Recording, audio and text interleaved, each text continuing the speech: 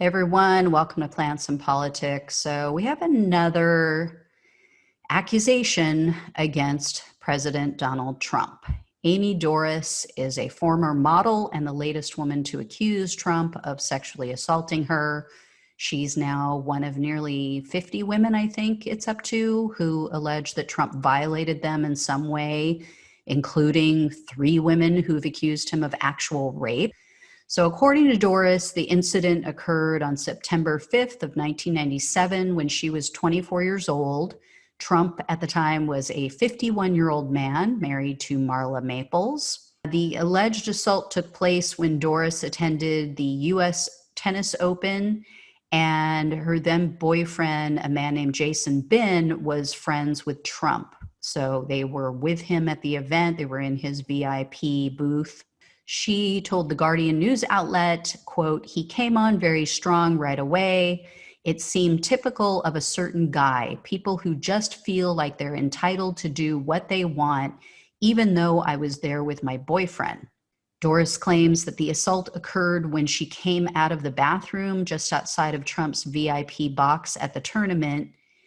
Trump allegedly was waiting outside, and she thought that he needed to use the restroom, but very quickly his intentions became clear and he forced himself upon her. She has provided photos of the event and the two of them together, and she still has the ticket from the tennis tournament. Plus, The Guardian has also independently confirmed her story with multiple friends, her mother, and a therapist with whom she shared the details of the attack. Doris told the Guardian reporter that she felt sick and violated, and she described the assault in detail. So she told them, quote, "He just shoved his tongue down my throat and I was pushing him off. And then that's when his grip became tighter and his hands were very gropey and all over my butt, my breasts, my back, everything. I was in his grip and I couldn't get out of it. I don't know what you call that when you're sticking your tongue just down someone's throat, but I pushed it out with my teeth. I was pushing it, and I think I might have hurt his tongue." She also said that she begged Trump to stop, but that he, quote, "didn't care." She went on to say, quote, "I just kind of was in shock. I felt violated, obviously, but I still wasn't processing it and just was trying to go back to talking to everyone and having a good time because, I don't know, I felt pressured to be that way." So the day after the alleged assault, Doris said that she and her boyfriend visited Trump's apartment in Trump Tower, and they took photos with celebrities that were also visiting at the time. She also provided those photos to The Guardian, and they've published them along with the article. And although he didn't try to force himself on her again, she said that Trump continued to make inappropriate comments that made her feel uncomfortable. Doris also said that she considered coming forward in 2016 prior to Trump's election, but she thought that it might cause harm to her family, so she decided against it. And now that her daughters are almost teenagers, she has a different perspective, which is pretty common. As I've mentioned before on this show, once you have children, once you understand really what happened to you, you understand how young you were, you really have a different perspective in life. And so she told The Guardian, quote, "Now I feel like my girls are about to turn 13 years old, and I want them to know that you don't let anybody do anything to you that you don't want. And I'd rather be a role model. I want them to see that I didn't stay quiet, that I stood up to somebody who did something that was unacceptable." Now, The Guardian also pointed out in their article that they didn't hear the story directly from her. Apparently, they heard it from a model agent who Doris had worked with in the past and had confided in. And they spoke with her about this alleged assault 15 months ago, but she wasn't sure at that time that she wanted to go public with her story. But she now says, quote, "I'm sick of him getting away with this. I'm tired of being quiet. It's kind of cathartic. I just want to get this out. And I want people to know that this is the man, this is our president. This is the kind of thing he does, and it's unacceptable." But, of course, as we all know, so many Trump supporters are going to dismiss her claims. They're just going to call her another liar who's trying to take down the Messiah. You know, all the same people who, without hesitation, believe every single one of the accusations against Harvey Weinstein, Bill Cosby, Bill Clinton. And, you know, here's the thing. I believe those women as well. I believe those men violated women, because when you have principles, they don't waver.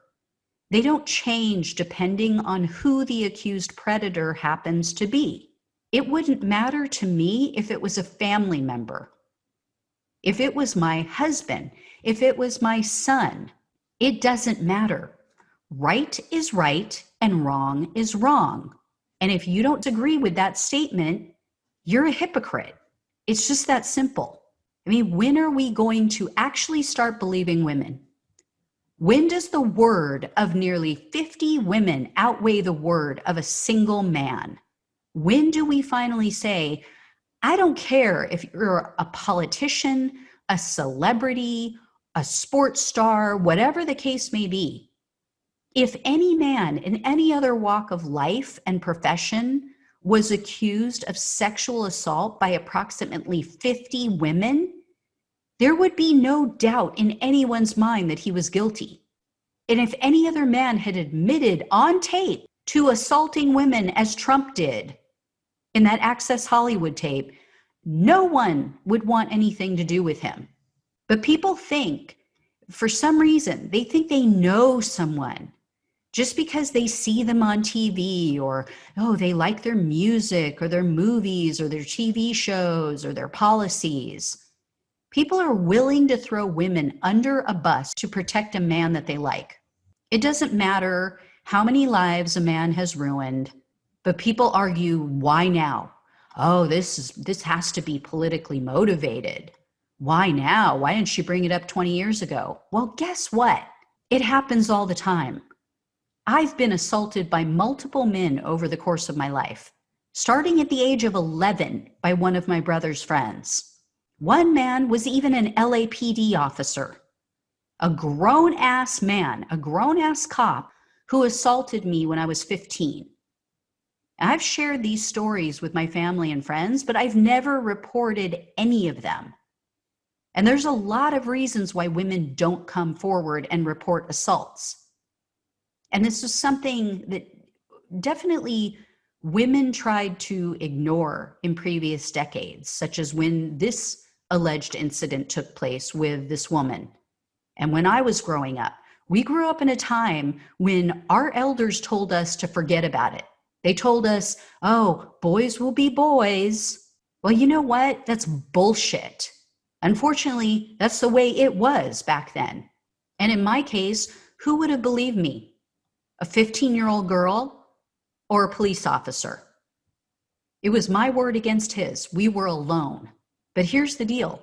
If any of these men or the boy who assaulted me as a child, if any of them ran for public office and had a chance of taking over a position of power, you bet your ass that I would scream it from the rooftops. I would 100% let everyone know that he couldn't be trusted and what a piece of shit he was. Unfortunately, as with this woman, so many of us try to push these things aside. We try to pretend like they didn't happen, really so that we can function, so that we can try to live a normal life and not let it control us and get us down. We need to create a new world. We need to create a world where women know that they're going to be supported, believed, protected, regardless of who the perpetrator is. And until then, until that is a reality, women will feel as if they have to keep these secrets because they don't want to be vilified. They don't want to be called liars. They don't want to risk their own safety or that of their family. Imagine what that's like. Imagine being assaulted, having to live with that trauma, having that affect your daily life, your relationships with everyone, especially men. And then to add insult to injury, It's like pouring salt on a wound. Then you're called a liar. Then you receive death threats. Meanwhile, the man who violated you is put on a freaking pedestal and revered by evangelical Christians. This is why so many people are turning against religion, by the way. It's filled with hypocrites who talk the talk, but they do anything but walk the walk. They'll attack the LGBTQ community and say that they have issues. Oh, they're going against God. They're just trying to live their lives. They're not harming anyone. They're just being who God made them to be. But they're willing to overlook. They'll condemn them for being who God made them to be, basically telling God that he made a mistake. But they're willing to overlook the sexual assaults and rape by a man who thinks their religion is bullshit. And yes, he does. That's what he told Michael Cohen. It's in his book. When evangelical leaders went and prayed over him, put their hands on him, after they left, he told Michael Cohen, can you believe this bullshit? Can you believe that they believe this bullshit? I'm sorry. If you still can look at this and say, oh yeah, I know 50 women are all lying. They're all willing to have death threats levied against them. They're all willing to be vilified and attacked relentlessly in the media and on social media and have their lives upended and be torn down day after day and viciously attacked just for political reasons. 50 women. But one guy who admitted on tape, grab him by the pussy. When you're a star, they let you do it. You can do whatever you want. He didn't say you can do what they want. He said you can do whatever you want. And yeah, a lot of women allow it because they know he holds power, he has money, and it's their word against his. It rarely happens in front of people. Who is idiotic enough to think that sexual assault is going to happen in front of witnesses? It's very rare. So yeah, it's typically a woman's word against a man's word. In this case, it's 50 women speaking out against one man. But yet there's still a segment of the population that, for whatever reason, their own greed, their own desires, their own selfishness, or just because they've bought into the patriarchy in this country, they're willing to believe him over the word of 50 women. Grow up, find some morals, actually have some principles. All right, guys, enough of my rant for the day. As always, like, share, subscribe. I will talk to you soon. Take care. Thanks for listening to Plants and Politics.